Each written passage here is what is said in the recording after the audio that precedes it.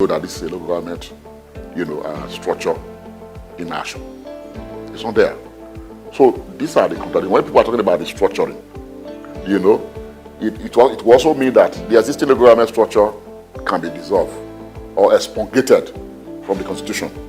Allow states to create local government that they want to create to govern their own sphere of activities. So when you do that, this argument about local government autonomy will fizzle out. The state's assembly will now make law for the smooth running of local government. As subsidiarity structures, we already know what their roles are, but the state government will then provide enabling laws. Whether the state also need to create some grants for them, how much they can raise from the activities that they normally do or carry out, all of that will be spelled out. So the question about reifying the LG as a unit of the Nigerian Federation will be eliminated. That's one contradiction. Now, you will recall that states had their constitution. Regions in Nigeria had their own constitution before. They even had what they call them consular services in other countries of the world. Just something like ambassadorial or diplomatic missions. They had. State had. Western Nigeria had, their own missions. Though not of the status of, what you have today. They had that. That was much of the autonomy that the units of the Nigerian Federation, the regions enjoyed. And there was a great deal of competition. Go to ABU's area. You see that structure, was not just any structure. You can't find those structures again. Go to Ife. The Museum of Natural History in Ife is an architectural piece that can raise money for that university if you turn them into postcards. You can't have that structure anywhere. You can't have two of that structure anywhere in the world. So the regions knew what they wanted. They knew what they wanted. There was strict competition, and development was being driven. But today, development is not on the agenda. If you go to the National Assembly, legislative business is maybe perhaps 10%. People are looking for LPO contracts, and the rest of them. And even in the First Republic, when the regions were truly autonomous, legislative business was part-time. Councillors were part-time, councillors. That was what we had. And yet they were committed. They were men who were respected in the community with character and all that. Today, it's the only game in town. People believe you can make money by going into politics.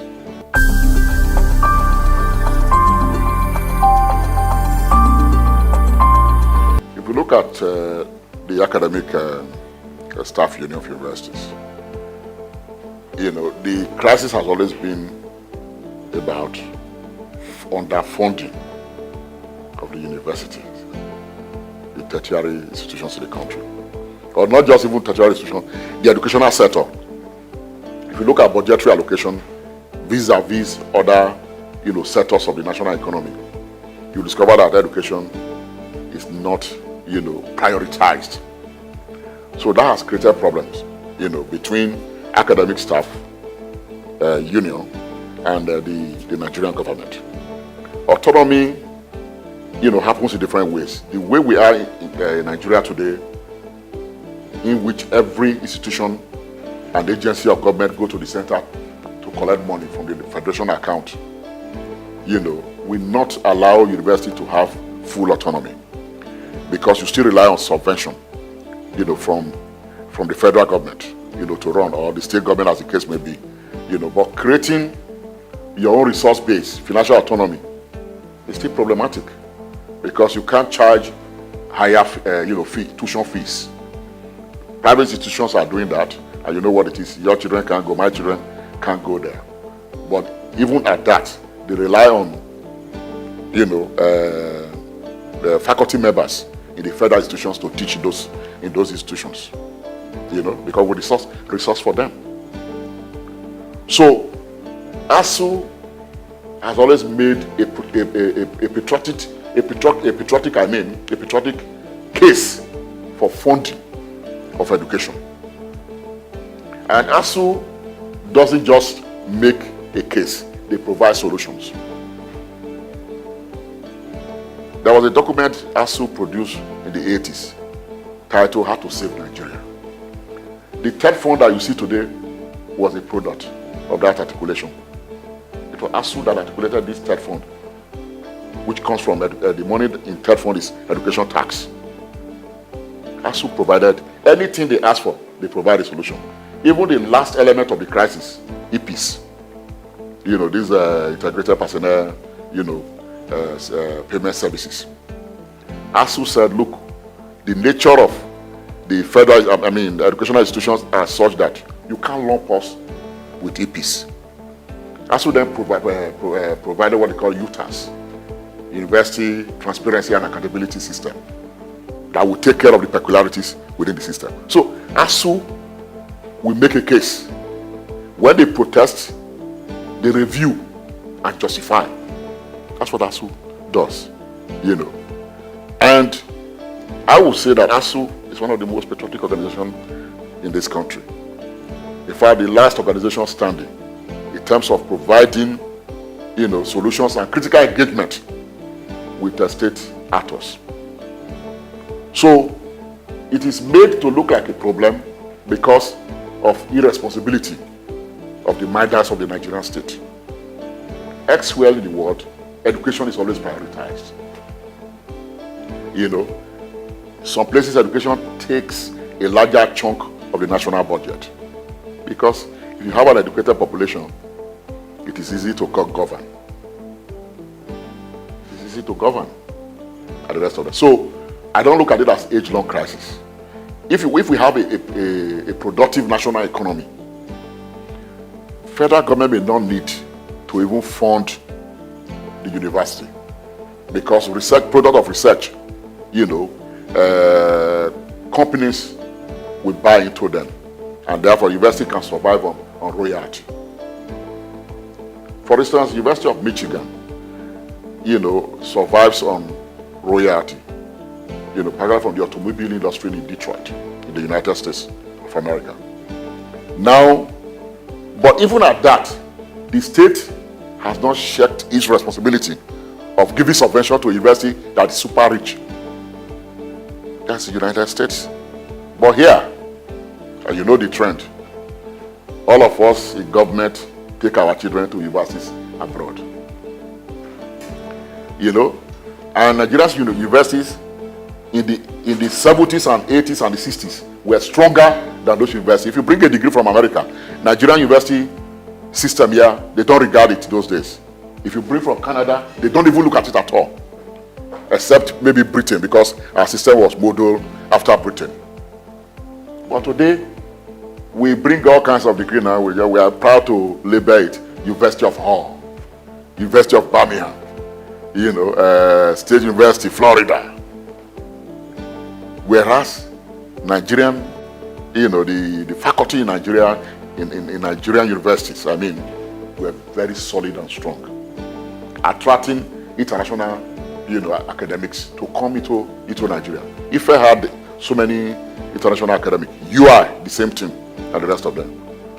UI, where you have people like B.J. Dudley, strong intellectuals that if you enter, you are afraid, you are not sure of yourself if you enter UI.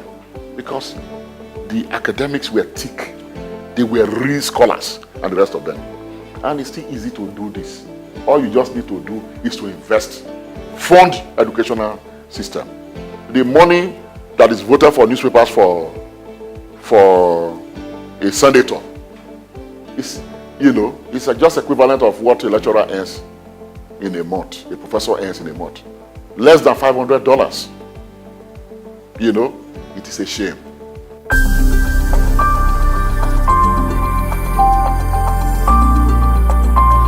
I think I made a reference to it, somehow.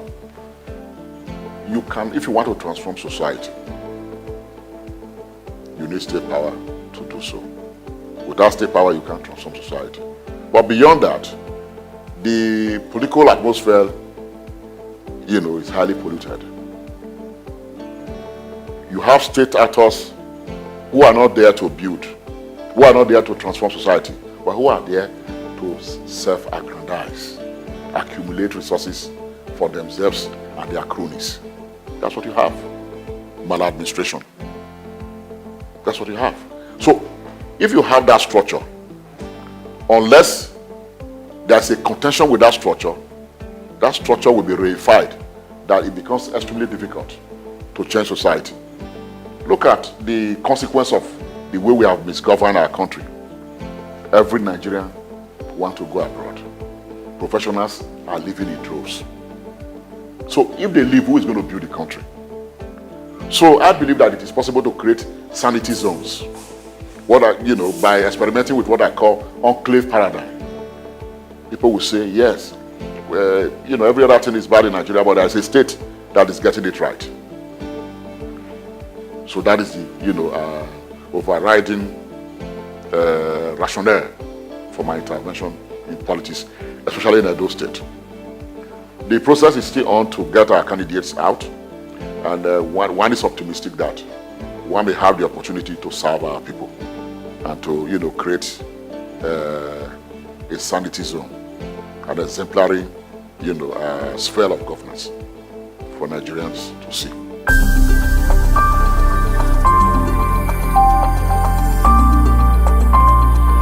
Maybe 2 points, really, from your question. Governance, governance, then electoral, deficits in the system. If you talk about governance is usually about the people.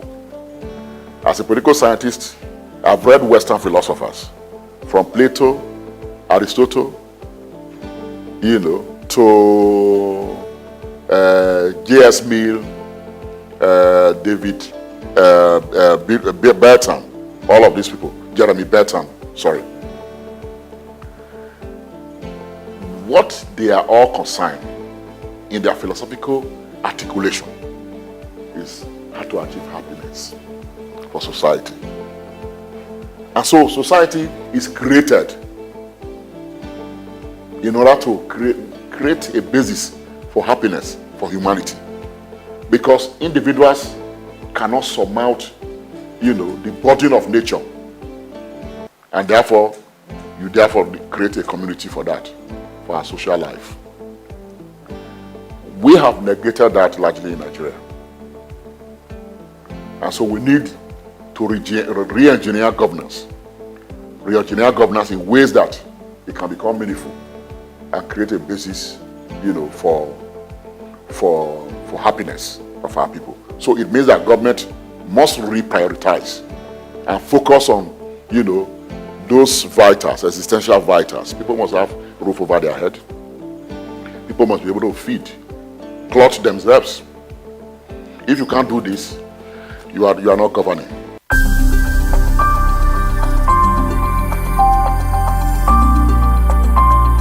Well, I will just talk about John Keats. It's an English poet. He said that much of life is miserable. He said happiness is an interlude. It's an interlude.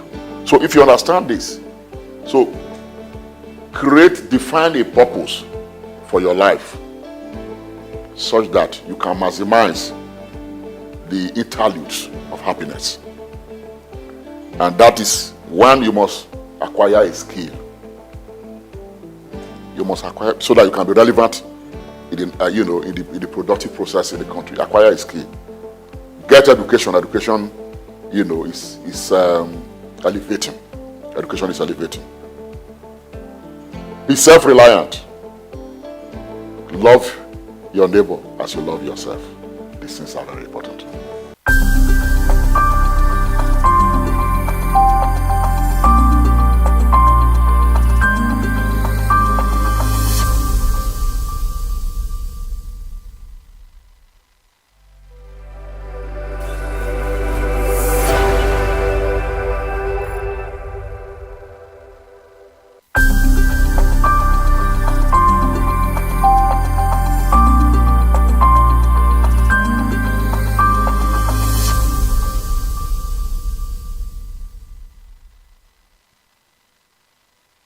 I am Blessing Nation. This is Souq exclusive. You know, when it's time for exclusive, we've got a big fish in the pool.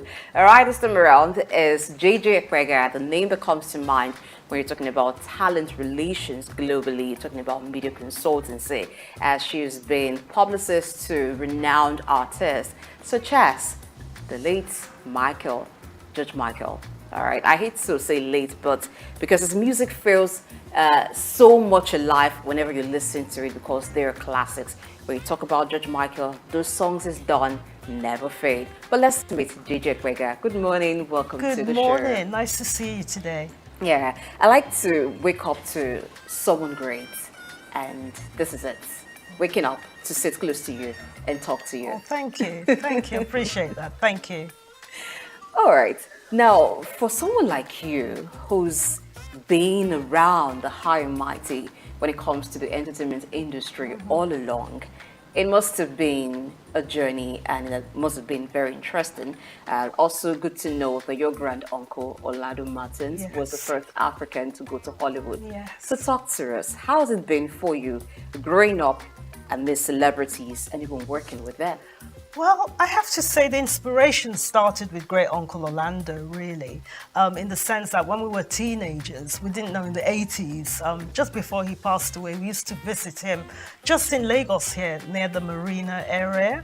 And I think there's a street named after him. This is the Marina area. Oh my goodness. Yes. Are you serious? Yes. Okay, so this is like somewhere from my childhood. I actually left Nigeria when I was 8 to go to boarding school in the UK. And the journey, I want to say, was almost accidental because I went to university in California, University of Southern California in Los Angeles. And I did want to study international relations, diplomacy, because I studied French, Spanish, and I have colloquial Arabic as well. So you'd have thought I would go into something where I would use my languages more. But I ended up at university in Los Angeles. And where is that the capital of? Entertainment. So I fell into entertainment. There was no other route to take. And ended up working in media relations. My first job as an intern. I was thrown into this agency and they said, oh, you're going to work for this gentleman called Michael Levine. And he's one of the top PRs in Los Angeles. And I was assistant to his assistant. And who was he looking after in those days? We're talking about the mid-90s. He was looking after David Bowie. So I ended up working in my first job as an intern. I was unpaid, so it was like a student job, working for the PR for David Bowie. So that's where my journey started. So it was almost accidental because I didn't actually choose it. It kind of chose me. All right. Even though it was accidental, you wanted to become a diplomat. Yes. But you stumbled into entertainment. Yes, I working did. as a publicist. Yes. What was it that kept you and you decided to make it your thing?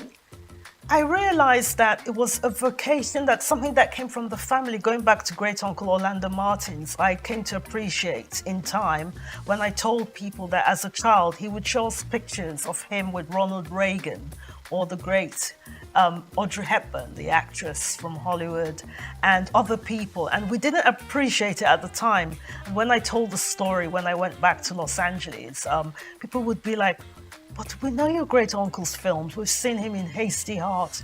We've seen him in The Nun story with Audrey Hepburn. That was your great uncle? He was so eloquent. Because what was so good about great uncle was that he spoke Yoruba in his roles. He would never just make up gibberish. He'd say, no, I have a language, I'm Nigerian.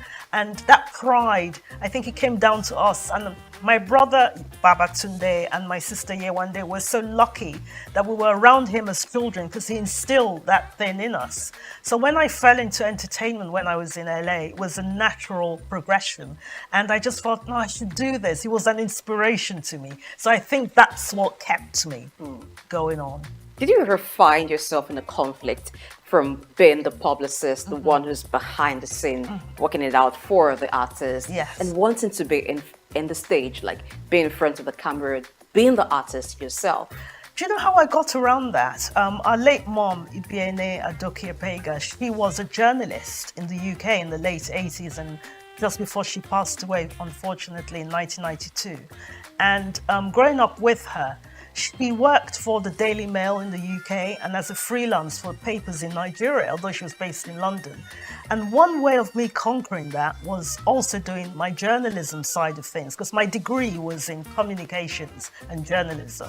So I went into journalism in the sense that I worked for a number of sites like HuffPost. I worked for something called the Luxury Channel, and I was a contributor for news websites. And I also did CNN Showbiz because I had a little spurt at CNN, which I loved. And that was a way of connecting with the entertainment side of things, interviewing people, going to events, writing up stories about movies, about special events, covering the Oscars, the BAFTAs in London. So that was a way for me to go around it, if that makes sense. It does make sense. And I see that you've got the experience all round from media to entertainment. Yes. Now, when you first met the big artists, in fact, when you were asked to relate with someone like David Bowie, how did it feel for you for the first time? I'll tell you a quick story. When I started the job working for the publicist that looks after David Bowie, on the second day I was told, you need to call David's office and you've not got to speak to him and prepare him and his wife Iman. They're coming to London. You've got to give them the itinerary. I was like, I have to call David Bowie? I can imagine that. I was trembling, but I just had to hold everything in and say, okay, he's a human being. Okay, let me just get on with it. And that kind of helped in the sense that they trusted me to do it. But then I had to hold myself together, and sometimes you just go with it. You just go with it. So share me your experience working with George Michael. I'm eager to know how it must have been working with him, watching him, on TV. I find him fascinating, unpredictable. But working with a man like that, how was it? Oh, it was amazing. I'll tell you, I first met him when in 1990. Well, I say first met him, worked for him. I spent a day with him. When I worked at MTV Europe in the mid-90s, he was doing, this was 1996, he was doing the MTV Awards in London. And during the MTV Awards, everyone's assigned to a different artist. So back in those days, it would have been people like Robbie Williams, I'm a UK artist. George Michael was there. You had the Foo Fighters. You had Janet Jackson. You had different artists. But that day, I was assigned to George Michael, and they said from 9 o'clock in the morning till 9 o'clock at night, you've got to be with him, you've got to get him food, look after him. So you have to imagine that I had to go and meet his car at the stadium when he arrived. It was at the Alexander Palace, actually. I had to meet his car, introduce myself, say, I'm going to be looking after you today. And they call it a talent escort. Okay. I'm going to be your talent escort. And it was just him that came alone. So can you imagine with my idol who I'd loved as a teenager, meeting at the car and having to just be with him all day. I met his parents, which was an honor because his mother passed away the year after. And he was just such a personable person. At that stage, I wasn't working for him. At that stage, I was just starting out in my career in 96. Starting out my career, one of my second jobs actually at MTV Europe in London and looking after George Michael. And it was because of looking after him that day, and I kept in touch with his management team, that literally, I want to say 12 years later, I worked for him. Okay. In 2008. So for me, it was like a journey, and it shows you what a kind person he was, because he remembered. He said, oh, you were that young girl who was all nervous, and you looked after him, and I just loved your company. Come and work in my office. It's because of him I can say a lot that I'm here today, because he gave me so many opportunities. I met so many people with him. One of the people that was looked after in his office was Donatella Versace. So I did a lot of PR for Versace, dressing all these talents for the Oscars, for the Met Ball, for the BAFTAs, for all the concerts, things like that. So through him, a lot was achieved in my career. Wow, good to know. Now, before we talk about you working with the Academy Awards and what it was like in that aspect of your career, when George Michael passed, how was it? How did you take the news? On that night, it's odd because I was actually just reading a book or something, and my daughter turned to me and said, I was reading something and said, oh, look, on the iPad, it just flashed up, George Michael has passed. It was the worst. I still remember it very clearly. 2016. It was the worst night, I must say. And my phone started buzzing, and I got a call, and I wasn't working because I'm currently working with the BBC now, but I wasn't at the BBC at the time. But my best friend was working at the BBC News, and he said, "Jay, you've got to come on. You know, we've spoken to the management and one of the other PRs, but I know you. I want you to come and say something." And it was the hardest. I spent 10 minutes on BBC News, Global News, talking about George, what a wonderful person he was, personable, kind. You know, when we worked for him, we would get bonuses so we could go on holidays. He was just the kindest, most humble man. He wasn't fond of doing PR, oddly enough. He was quite shy, very shy. Strange. Yes, and he'd say, "Oh, we have to do it." And he'd roll his eyes, "Oh, do we have to?" Like, yeah, oh, you know. But he was such a kind, personable, fun person. One of the greatest bosses I've ever had, and unforgettable. And I think his music, as you mentioned, you talked about listening to him in the office, is beyond time. Indeed, it is beyond time. And when you listen to songs done by George Michael, you don't feel like he's gone. It Yes, just you feels feel like he's alive still again. alive Yes. and with us. Yes. Well, while you were talking about him, you mentioned that he was a shy person. Yes. That brings us to talking about shy people in the media industry. Yeah. You also reckoned with that in Yes. an interview that you granted, Yes. talked about being shy. Yeah. Sometimes it's hard to believe that you can be around so much buzz. You could be even the person of focus, Yes. but yet you're shy. Yeah. How do you manage that?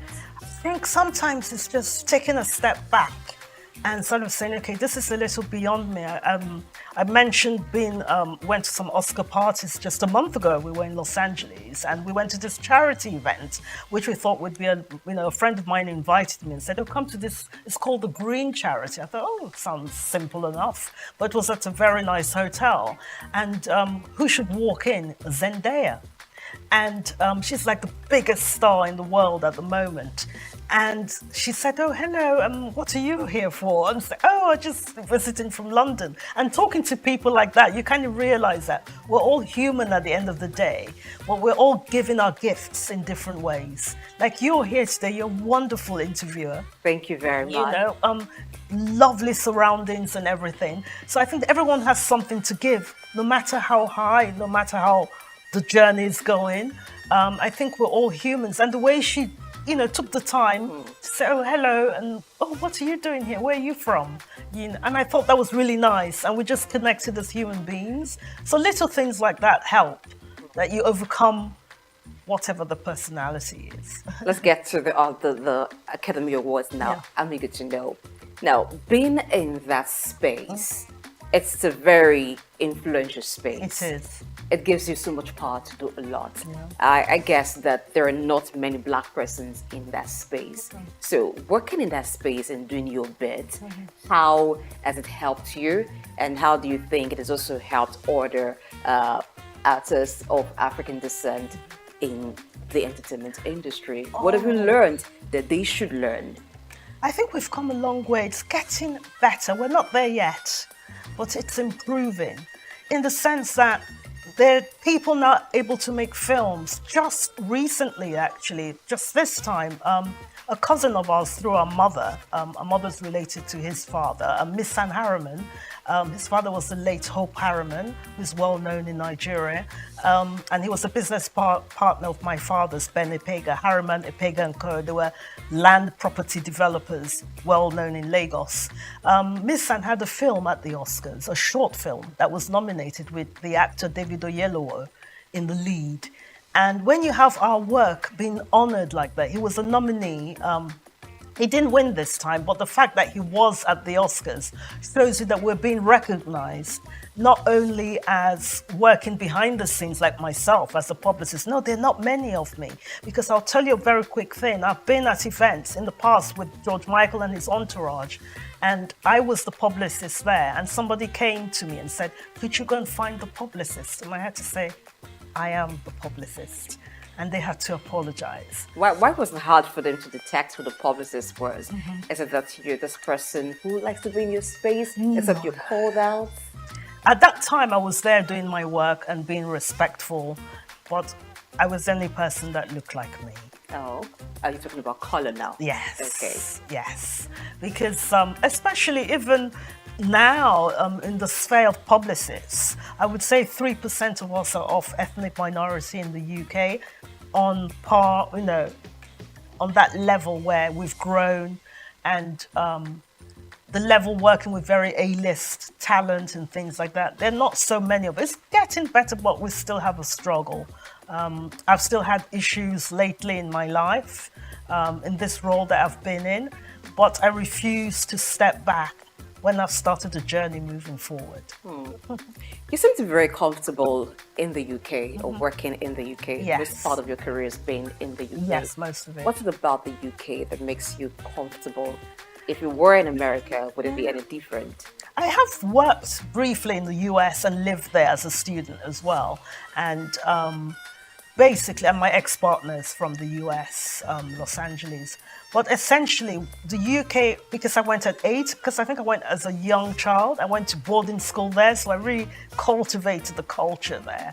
And when you grow up somewhere, it becomes more familiar, Okay. if that makes sense. More like home. Like home. But again, it's a similarity with Nigeria. We all speak English, and this was a colony in its time. But there's that similarity with Nigeria and England in the sense that we're not far. Like, look at the time now. We're both on the same time zones at the moment. There's just that closeness to home. And I think that's why I became more settled there and became like a second home to me. All right, let's talk about your first home, Nigeria. Yes. So you're in Nigeria right now. Yeah. This is your home. No one should ask you, why are you here? But I want to ask, what's up this time that you're here? This It's time a is special very thing. special. Well, essentially, again, we go back to George Michael because I am here for the GT Food and Drink Festival. And basically, the person that I came with, we all came yesterday with Dylan Alora, who's an artist who's actually in the UK at the moment, but over in Lagos. And we came over with Tom Parker Bowles, who's the son of Queen Camilla.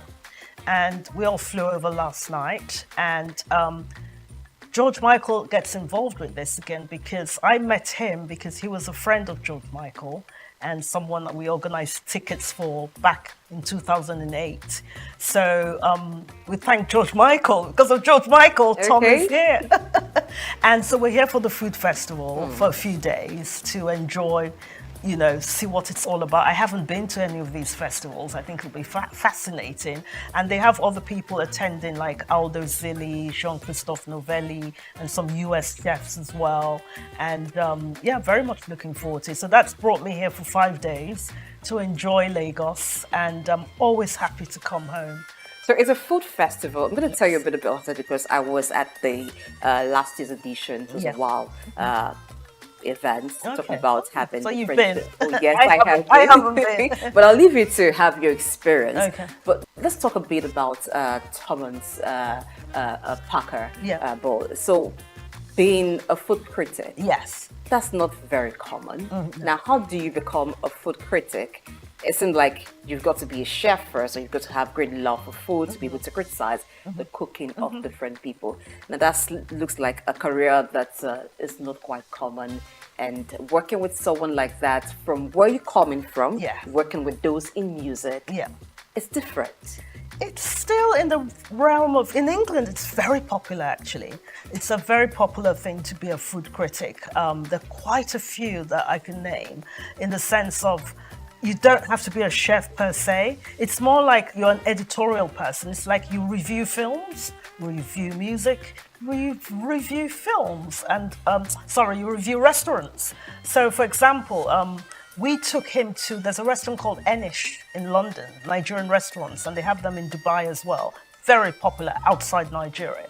And the people, critics have often said, we've written about food, Italian food, Spanish food, why not Nigerian food? And what I've really admired about him is that because he's written books, he writes recipes and he works with chefs, and that's what food critics do. And it's a very popular thing to do in the UK right now. A lot of people are food critics, writing for the Times. You either write for a magazine or you write for the Bazaar magazine, Vogue, GQ magazine, Esquire. So the role of food critic is really, really something that's done worldwide. But I know maybe in Nigeria it's not so common, but it's very lucrative. Yes, it's very lucrative. All right. So, what would you think a Thomas Ball coming to the food court, the GT food court, writing about Nigerian food, giving reviews, is going to do for Nigerian food? Yes, there is a food that is very popular when you talk about Nigerian food. Even those who haven't had a taste of the Nigerian jollof just want to talk about it and maybe look forward to tasting it. But there are different kinds of food that will be sampled. Yes. What would that do to Nigerian cuisine? You see, there's a perception in Europe and in the bigger world. People assume, unfortunately, going on the darker side of things, they see a lot of people coming on boats trying to get into England. They feel like we don't have anything back here. We don't have the development here. Some of the buildings, the aspirational things of it. People are business minded. Come into these studios for goodness sake. You can't imagine that this is all going on in Africa. I have people up to this day say, "Oh, do you have buildings in Nigeria? Do people eat? There's no food, That's funny. And they don't realize. So when you have an ambassador like Tom Parker Bowles come to Nigeria, and when he writes anything in England, everybody reads it, they comment on it.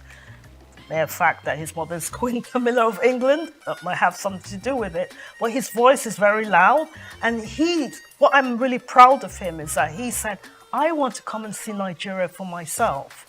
I hear these things at the foods, people like, "Oh, nobody goes to Nigerian restaurants. Who wants to eat Nigerian food?" It's growing now. There's that interest. And it's good for us because we can bring our food to the world. For people who can't come to Nigeria immediately, people want to come and people will come.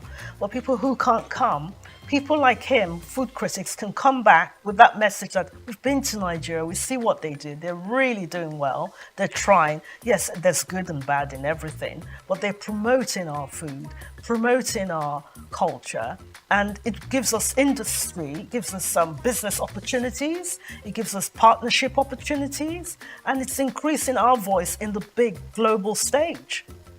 I'd like to get back to your first love, which is being publicist for entertainers. Yes. Now, in Nigeria, we have A-list artists that are known worldwide. Yes. They have managers. Some of them also have publicists. Yes. Looking at the way they're managed and the way the publicists run, is there a thing or two you think they need to know and understand when working with artists? How could it also help their career? I think to realize sometimes it's not overnight and it shouldn't be so gimmicky. A lot of the time people want Instagram followers and let's do this crazy thing or let's do that crazy. You want it to last. You want longevity. So it might be that, we all love Burna Boy or whoever the big star is. But what I like with people I want to give someone an example like Skepta.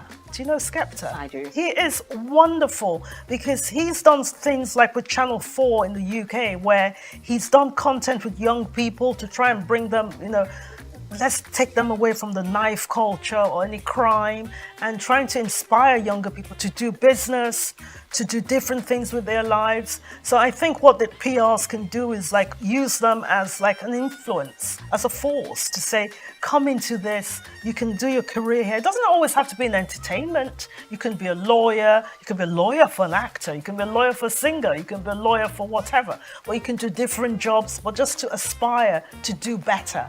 And I think that's what PRs can do a bit more of and use the talent, that platform they have, those 22 million followers on Instagram, use it as a platform to inspire young people to come up.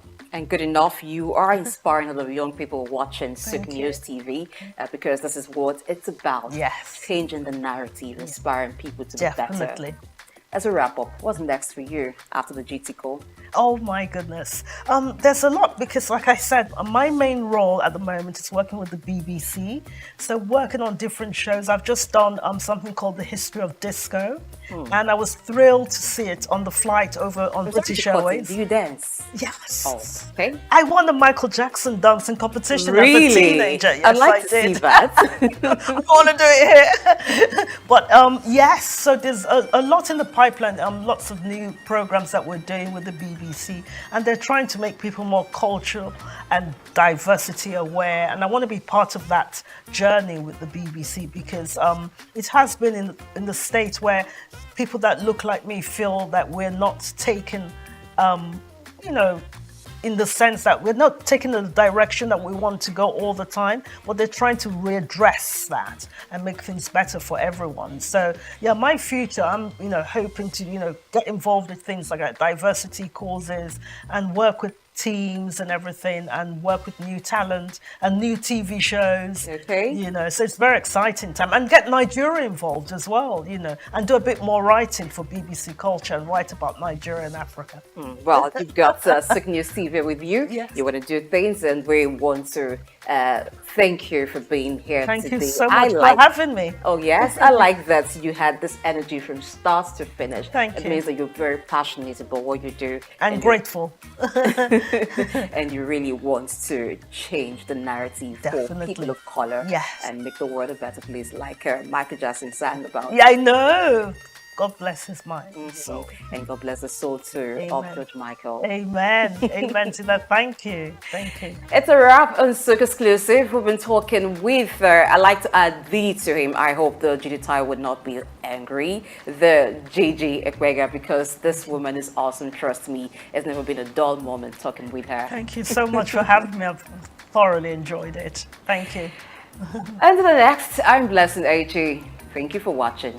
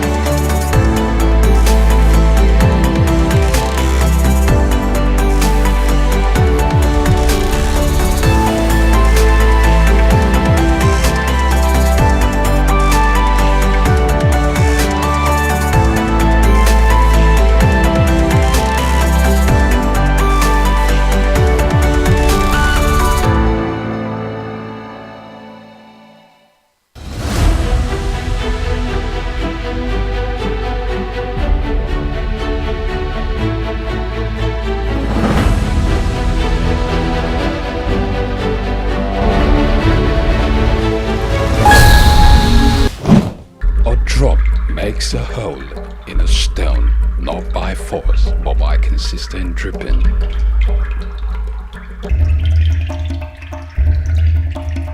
Nothing describes this woman more apt than her indomitable and consistent drive for excellence.